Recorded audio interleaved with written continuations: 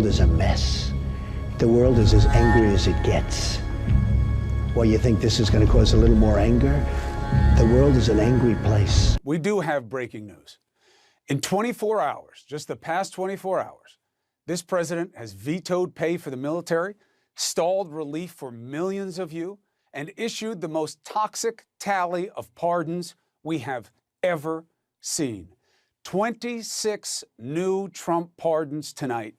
Gifts to many convicted criminals that you know well, who did horrible things. Many admitted it. And then he left to go golf in Florida. After vetoing pay for the military, after leaving relief in limbo, millions of Americans don't have food for Christmas, let alone money for heat or gifts. And he knows it. And he doesn't sign the relief bill, and he doesn't veto it. So he knows nothing will happen. There is a gift in this moment, and I hope you decide to accept it once and for all. It is the gift of ultimate clarity about this outgoing president. Democrats, independents, real Republicans, you all now know, just based on the last 24 hours alone, this guy is the worst ever. He is the worst president we have ever seen, period. He has not only proven to be incompetent, but he is indeed truly inhumane. He has denied the hungry. He has denied our warriors. He has denied a pandemic, and he does not give a damn about anything but lying about it all and faking his own greatness. That is the truth. It is demonstrated by everything we have seen. It must be his legacy. And those who have ignored and empowered him, those who have solicited this brand of his own horrible actions towards others, are complicit. He must be remembered as the worst, if only for this alone, and if only this is what we had seen, it would already make him the worst, on top of years of perfidy, of deceit, of lies, of viciousness towards those who need protection consistently. You literally have seen nothing to feel any other way, and yet you do. But no more. This has to be a bottom. He must be seen as the worst, and we must run away from him and this type of behavior as fast as we ever have collectively as a country before. Anybody who wants to continue his kind of just crooked ways must be condemned, and early, because this cannot be repeated. That would be a shame on us. The headliners he pardoned tonight, those who kept their mouths shut. Family, by extension. Paul Manafort, Roger Stone, and Charles Kushner. That is the father of his son-in-law, Jared. Law and order, the pro-law enforcement president. Give me a break. He just undid hard work of law enforcement who made the cases against these crooks. This country pursued justice against those who did wrong. He just undid it. Not because there are new reckonings in the case, but because it's all about him and saving face. Both Stone and Manafort were indicted by special counsel Bob Mueller. They went to trial. They were convicted by juries of multiple crimes. Stone, a longtime ally, Manafort, his former campaign chair, and Kushner. You may not know about him, but I'll give you the thumbnail. That's all you need to know. He pleaded guilty to tax evasion and retaliating against a federal witness and lying to the FEC. He was prosecuted in the early 2000s by then U.S. Attorney Chris Christie. And then Christie, of course, became Trump transition chair. What's so bad about that? It's the guy's, it's the father-in-law, it's his brother and son-in-law's father. I mean, isn't that the right thing? Kushner is no ordinary white-collar criminal. This man set up his own brother-in-law with a prostitute and then sent the video to his sister. That is the kind of thing that only Trump would see a pardon available. He commuted Stone's sentence for obstruction of Congress, threatening a witness earlier this year before he was set to surrender. We know why he did it. Roger Stone is many things, but one of them is loyal to those that he sees as on his side.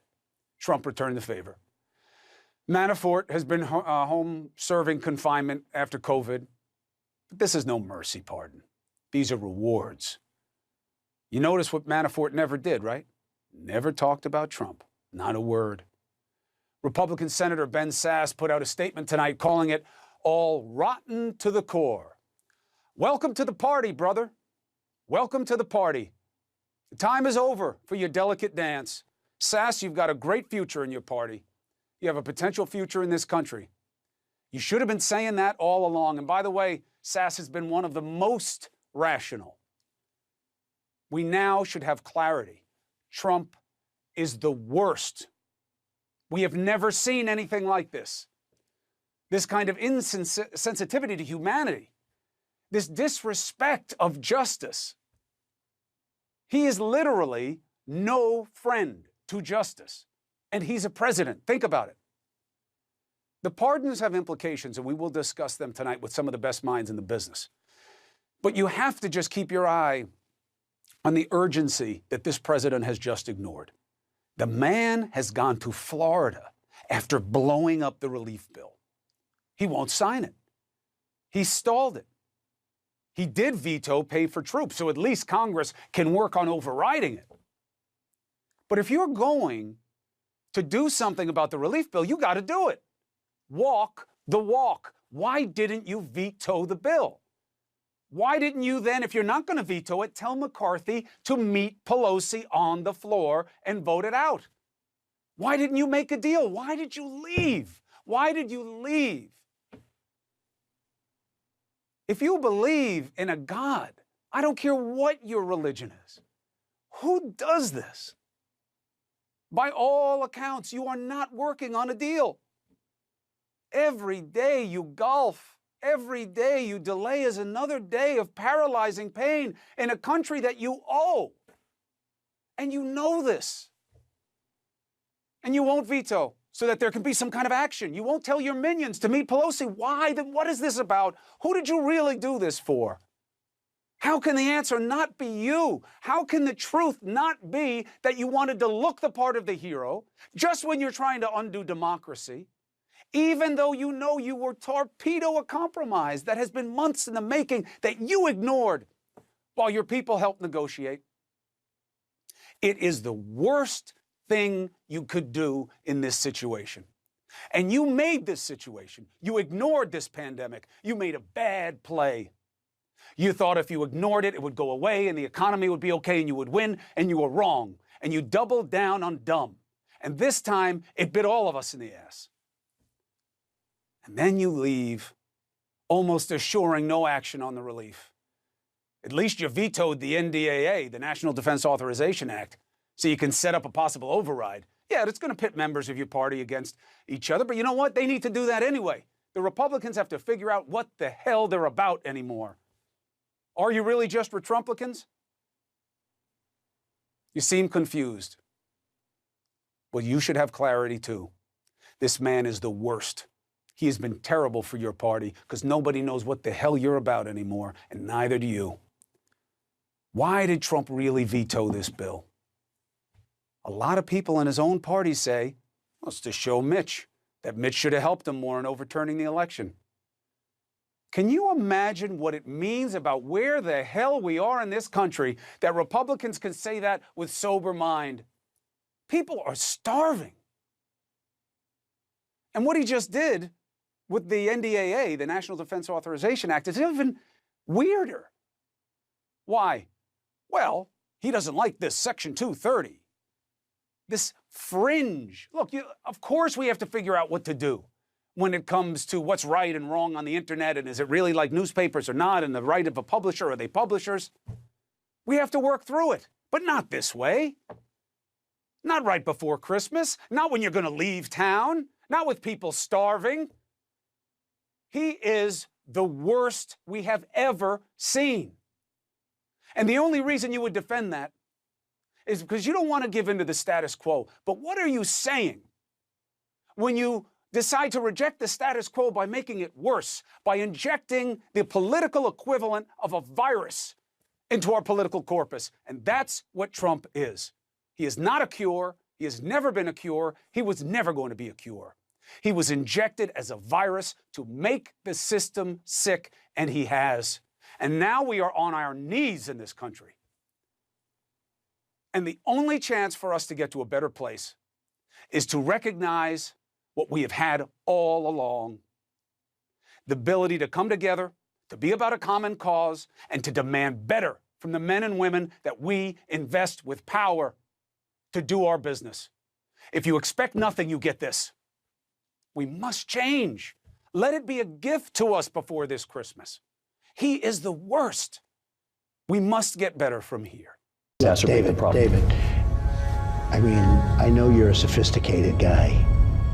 The world is a mess. The world is as angry as it gets. Well, you think this is going to cause a little more anger? The world is an angry place. It's as angry as it gets. Well, you think this is going to cause a little more anger? The world is an angry place. David, I mean, I know you're a sophisticated guy. The world is a mess.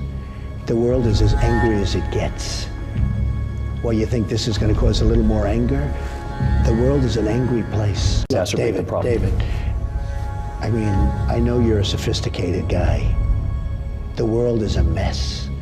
The world is as angry as it gets. Well, you think this is going to cause a little more anger? The world is an angry place. David, I mean, I know you're a sophisticated guy.